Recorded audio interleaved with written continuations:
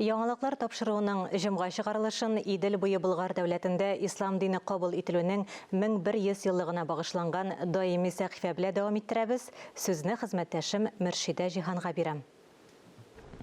Әссәләму алейкум вә рәхмәтуллаһи вә бәрәкәтүһү, хөрмәтле дин кардәшләр. Хиҗри календар белән исәпләгәндә Рабигъул ахир ае башланып китте. Дини чыганакларга караганда бу айда мөмин мөселманнар салаватлар әйтеп, мәүлид мәҗлесләре үткәрүдә катнашкан. Ислам вазгыятендәге үзгәрешләр әлеге традицияләрне яңарта.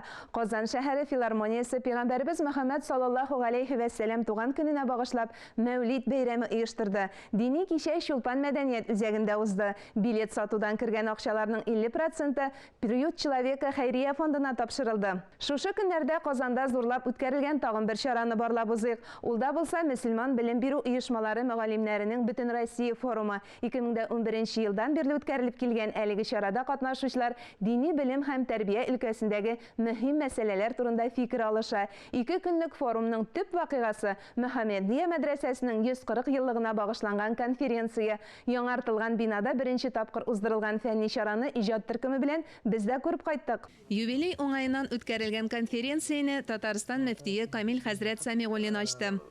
Мәгаян Мөхәммәдия мәдрәсәсендә шушындый киң составта фәнни җыен беренче тапкыр узадыр. Җыенда Мөхәммәдия мәдрәсәсе җитәкчеләре, дини уку йортларында белем бирүчеләр һәм Бөтен Россия мөселман мәгариф оешмалары мөгаллимнәре форумы кунаклары катнашты.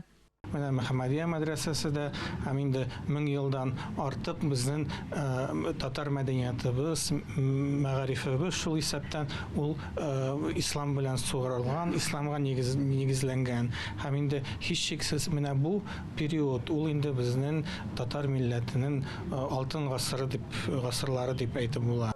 Галим Марат Гыйбаддинов мәдрәсәләрнең мәгариф системасындагы ролен ачыкласа, Зөлфәт хәзрәт Габдуллин җентекләп Мөхәммәдия мәдрәсәсе тарихын өйрәнгән. Бу мәдрәсәнең революцияга кадәрге һәм дә инде яңарыш чорыннан 93 елдан башлап хәзерге елга 30 ел тарихы турында чыгыш ясап, бу мәдрәсәнең татар халкы өчен керткән нинди зур әһәмиятле урын тотканлыгы хакында хәбәр итәсебез килә. Мөхәммәдия мәдрәсәсен тәмамлаган шәкертләр мөфти, имам хатиб вазифаларын башкара. Дини белем баскычлары аша алмашка яңа буында югары гыйлемгә омтыла. Араларында Чуашстан һәм Пенза өлкәләреннән килүчеләр дә бар. Төрле шариат белемнәре янда, хадис, шундый белемнәр. Аннары барында татар теле бар, әдәбият бар, татар телен өйрәнәбез. Мин үзем Пенза область, Кузнецкий районнан, Сөзем авылыннан үзем. Минем әтием инде имам, ул мине ибәрде бир укырга, Алла ризалыгы өчен һәм имам булырга. Һөнәри ислам мәгарифе проблемалары турында фикер алышу конференциясендә район һәм авыл мәдрәсәләрендә укытучы абыстайлар да катнашты. Күкмарадан килдек, Күкмара мәдрәсәсеннән мөгаллиме, гарәп теле, акыйда, тәфсир дәресләре укытам. Районнарда башлангыч дини белем алучыларның күбесе Мөхәммәдия мәдрәсәсендә укуын дәвам итә. Хәзер биредә тагын да мөмкинлекләр, шартлар күбрәк. Яңа бинаның үзенчәлеге шунда, биредә намаз уку бүлмәләре, конференция залы кызлар өчен тулайтрак урнашкан. Әлеге бина аша мәдрәсәнең үзенә дә, нәзарәтнең төп бинасына да турыдан-туры үтеп була. Ә иң мөһиме, биредә ислам мәгарифе, гомумән дини мәсьәләләр белән бәйле фәнни гамәли чаралар үткәрү мөмкинлекләре булдырылган. Мәдрәсә юбилее уңаеннан үткәрелгәне шуның нәтиҗәле башлангычы. Бу бинада конференциялар, төгәрәк өстәлләр, башка чаралар үткәреләчәк. Рәхим итеп килегез, катнашыгыз.